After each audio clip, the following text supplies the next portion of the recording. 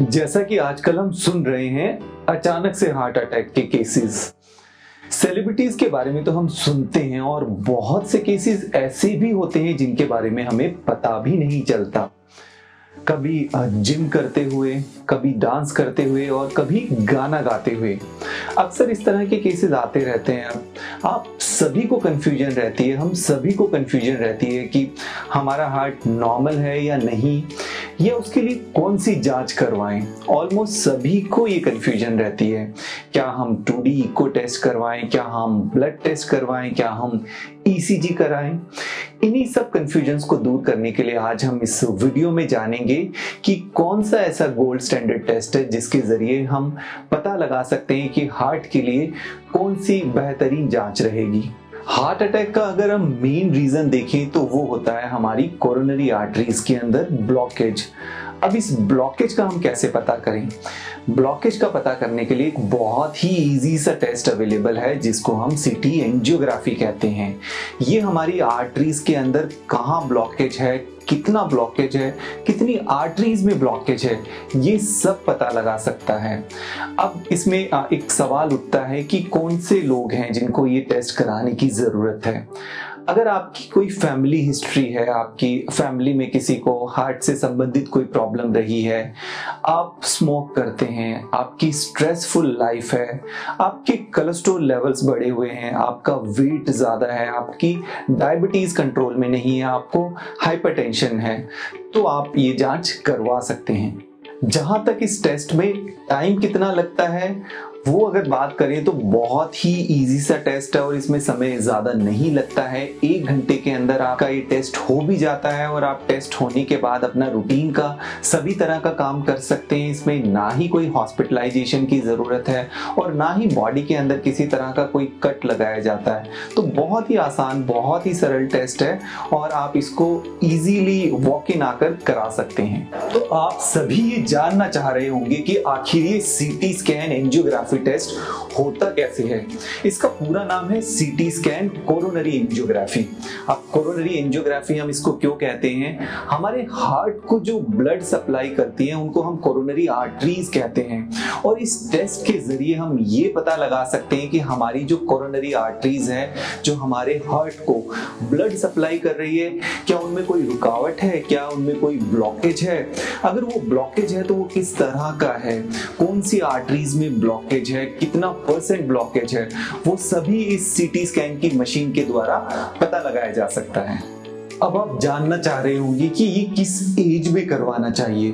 देखिए, आजकल heart attack की या हार्ट से संबंधित बीमारियों की कोई एज नहीं रही है। जैसा कि हम देख भी रहे हैं और सुन भी रहे हैं, यंग हार्ट अटैक के केसेस काफी ज्यादा बढ़ते जा रहे हैं। तो कोई भी एज हो, अगर आपको किसी भी तरह का मेटाबॉलिक सिंड्रोम है, मेटाबॉलिक सिंड्रोम की जब हम बात करते हैं तो आपको डायबिटीज है, आपको हाइपरटेंशन है, आपका वजन बढ़ा हुआ है, आपका सेडेंटरी लाइफस्टाइल है, आपकी ईटिंग हैबिट्स ठीक नहीं है, आपका स्ट्रेस लेवल बहुत ज्यादा है, ये सभी कारण हैं और ये सभी इंडिकेशंस है, ये सभी रीजंस है जिनकी वजह से आप एंजियोग्राफी टेस्ट करा सकते हैं। और इसके अलावा जिनको पहले से स्टंट डला हुआ है तो वो भी स्टंट को चेक करने के लिए इस टेस्ट को करा सकते हैं। अब आप जानना चाह रहे होंगे कि इस टेस्ट को कराने से पहले किन किन बातों का ध्यान रखना है।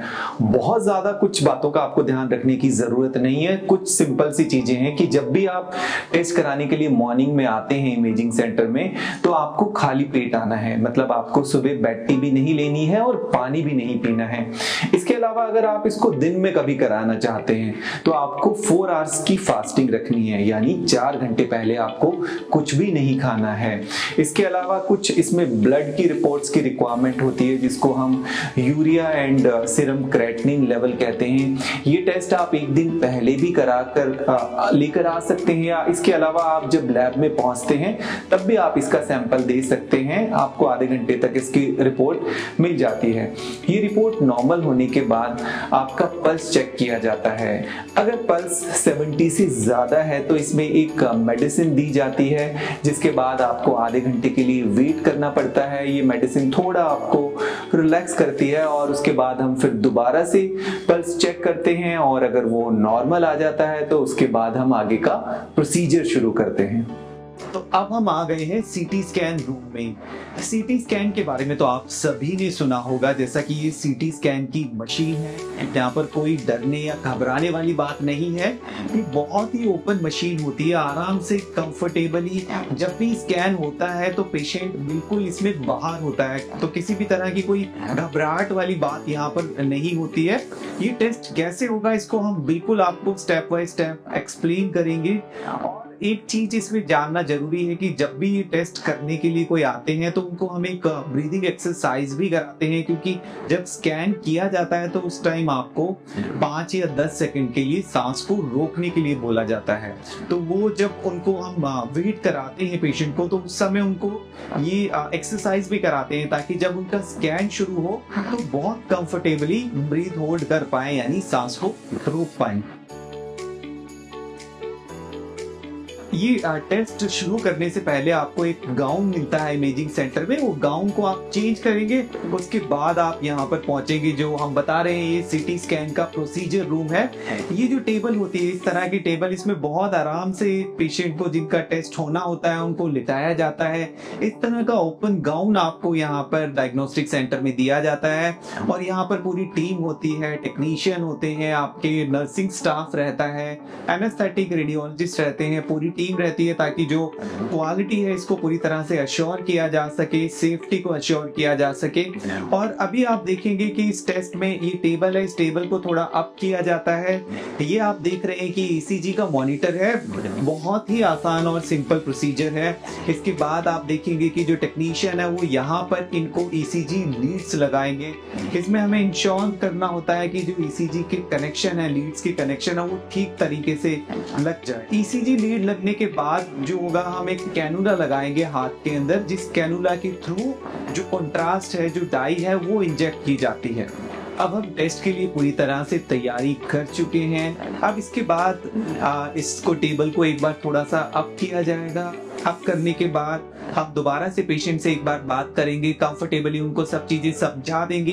हाथों को सर की तरफ आगे किया जाता है ताकि वो कंफर्टेबली हाथों को पीछे रख सके, क्योंकि इसमें जो कंट्रास्ट इंजेक्ट किया जाता है वो यहाँ से किया जाएगा ताकि हाथों को पीछे आराम से पेशेंट एक रिलैक्स पोजीशन में रख सके। टेबल अप करने के बाद टेबल धीरे धीरे अंदर जाएगी। और जैसा मैंने आपको बताया कि जो ट्यूब है, ये आप इसकी गैंट्री हम इसको कहते हैं, ये पूरी तरह से ओपन है। इसमें बिल्कुल कंफर्टेबली जो पेशेंट का सर है वो उस तरफ बाहर रहेगा और बिल्कुल रिलैक्सिंग पोजीशन में लेटकर पूरा प्रोसीजर करा सकते हैं। देखिए, मशीन को हम पीछे से भी दिखा रहे हैं ताकि आप इसको आराम से समझ पाए। आप बिल्कुल कंफर्टेबली इस मशीन, इस गैंट्री से बाहर होंगे। कंफर्टेबली यहाँ पर आप इस तरह से बिल्कुल एकदम रिलैक्सिंग पोजीशन में होंगे।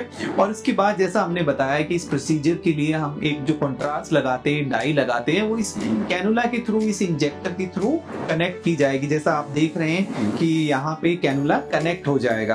बस इसके अलावा और कुछ भी इसमें बहुत ज्यादा हमें करने की जरूरत नहीं है। बहुत सिंपल सा और आसान सा ये टेस्ट है और बहुत कंफर्टेबली आप लेट कर आसानी से इस टेस्ट को करा सकते हैं। कुछ ही मिनटों का टेस्ट है।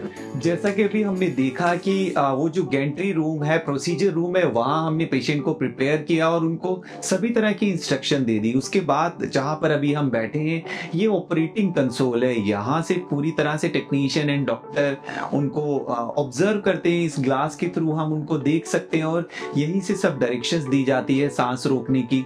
इसके बाद आप देखेंगे इस मॉनिटर के ऊपर जैसे ही स्कैन कंप्लीट होगा, इस पे उनकी इमेज आ जाएगी, उनके हार्ट की इमेज आएगी और इसमें हम पूरी तरह से देख सकते हैं, उनका 3D बना सकते हैं। ये हार्ट आप देख रहे हैं, इसको पूरी तरह से रोटेट कर सकते हैं। इसके अंदर उनकी कोरोनरी आर्टरीज की क्लियर पिक्चर हम यहाँ पर देख सकते हैं। जैसा कि आपको बताया कि कितना ब्लॉकेज है, कौन सी आर्टरीज में ब्लॉकेज है, वो सभी डिटेल यहाँ पर पता लगाई जा सकती है। सीटी एंजियोग्राफी का प्रोसीजर होने के बाद बियोलॉजिस्ट और टेक्नीशियन 3D रिकंस्ट्रक्ट करते हैं। आप देख रहे हैं कि इसमें आर्टरीज बहुत ही क्लियरली विजुअलाइज हो जाती है और पता लग जाता है कहां पर ब्लॉकेज है और कितना ब्लॉकेज है। सीडी बनती है, उनकी फिल्म बनती है, इसके अलावा कलर फिल्म भी बनती है जिसके अंदर 3D से रिकंस्ट्रक्ट करके पूरी तरह से कोरोनरी आर्टरीज को, हार्ट की जो आर्टरीज है जो हार्ट को ब्लड सप्लाई करती है, वो पूरी तरह से फिल्म पर विजुअलाइज हो जाती है और उसके बाद रेडियोलॉजिस्ट इनकी रिपोर्ट बनाते हैं। काफी सारे केसेस में आपको सेम डे रिपोर्ट मिल जाती है और कुछ केसेस के अंदर आपको नेक्स्ट डे की रिपोर्ट मिलती है। सीटी स्कैन एंजियोग्राफी का प्रोसीजर होने के बाद आधे घंटे के लिए हम आपको फिर से वेट करने के लिए बोलते हैं। आप वेटिंग लॉन्ज में आराम से बैठ सकते हैं। आधे घंटे के बाद आपका जो कैनुला है उसको निकाला जाता है और कैनुला निकालने के बाद जो साइट है उस साइट को 5 मिनट के लिए बहुत अच्छे से प्रेस किया जाता है।